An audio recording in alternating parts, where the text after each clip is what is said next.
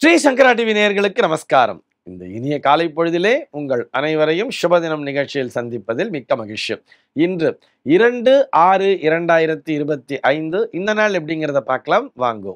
இன்றைய தினம் விஸ்வாவசு வருடம் வைகாசி மாதம் 19ஆம் தேதி திங்கட்கிழமை. திதி பார்த்தோம்னா வளர்பிறை சப்தமி திதி இரவு 8:35 வரைக்கும் இருக்கு.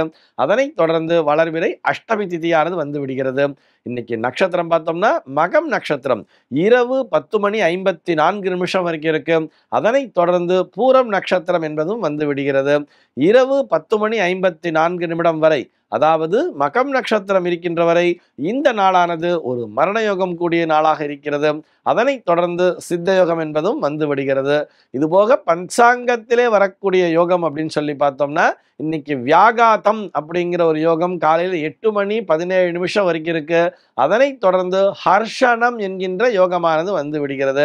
இதுபோக இன்னைக்கு கரணம் பார்த்தோம்னா கரஜை அப்படிங்கிற ஒரு கரணம் காலையில 8:11 வரைக்கும் இருக்கு. அதனைத் தொடர்ந்து வணிஜை என்கின்ற கரணமானது வந்து விடுகிறது. இந்த நாளானது ஒரு கீழ்நோக்கு நாளாக அமைந்திருக்கிறது.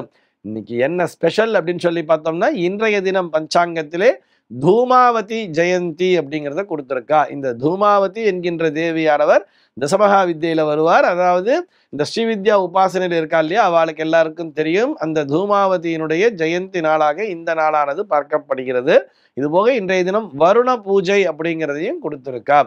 சென்னையை பொறுத்தவரை இன்றைய தினத்தினுடைய சூரிய உதயம் என்பது காலை 5:45 சூரிய அஸ்தமனம் என்பது மாலை 6:28 சந்திர உதயம் என்பது பகல் 11:29 சந்திர அஸ்தமனம் என்பது இரவு 12:10 சம்பவிக்கிறது.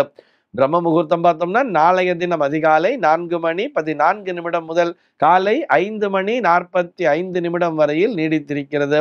சென்னையை பொறுத்தவரை இன்றைய தினத்தினுடைய ராகு காலம் என்பது காலை 7:20 முதல் 8:56 வரையிலும், யமகண்டம் என்பது பகல் 10:31 முதல் மதியம் 12:06 வரையிலும், குளிகை காலம் என்பது மதியம் 1:42 முதல் 3:17 வரையிலும் சம்பவிக்கிறது. தினாந்தம் பார்த்தோம்னா இன்றைய தினம் இரவு 1:31 கொடுத்திருக்கா.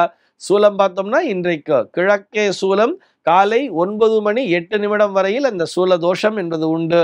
அதற்குரிய பரிகாரமாக தயிர் அருந்திவிட்டு கிழக்கு திசையை நோக்கி பயணிக்கலாம் அப்படிங்கிறதையும் சொல்லி இருக்கார்.